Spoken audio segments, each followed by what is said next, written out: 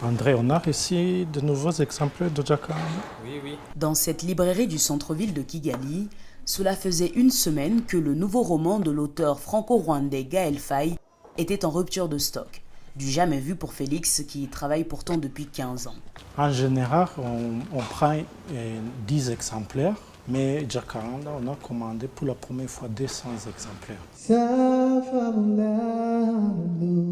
De l'autre côté de la ville, au mémorial de Guy Sozy, Gaël Faye, accompagné du musicien Samuel Kamanzi, se prépare à faire une lecture musicale.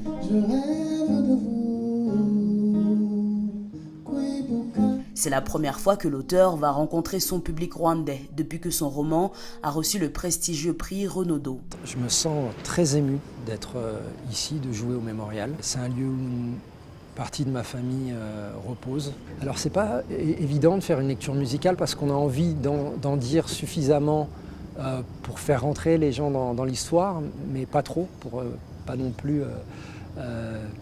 les décourager à lire et divulgacher le récit. Pendant que les artistes affinent les derniers détails, le public se précipite pour prendre ses places. Cet événement gratuit a affiché complet 30 minutes après l'ouverture des guichets. J'ai entendu parler du livre par des amis, par des posts sur les réseaux sociaux. Et je voulais vraiment venir assister à ces spectacles. Après 45 minutes d'une lecture intense, on nous gave d'images à satiété, de sexe, de fric et de faucheuses. Alors j'écris des textes comme un écho de nos vies silencieuses. C'est l'heure des dédicaces. Lévina et Blise s'impatientent dans la longue file d'attente. Là, ça va? Oui. Ça c'était notre première fois pour Petit Pays. On est là ensemble, on Ah, espère oui. C'est vous, je me souviens, vous vouliez devenir écrivaine. Oui. Vous étiez fan d'Harry Potter et tout, je sais. Ça, c'était il y a 7 ans dans notre école. Il est venu pour une session de lecture et je lui ai dit que je voulais être écrivaine et il s'est souvenu.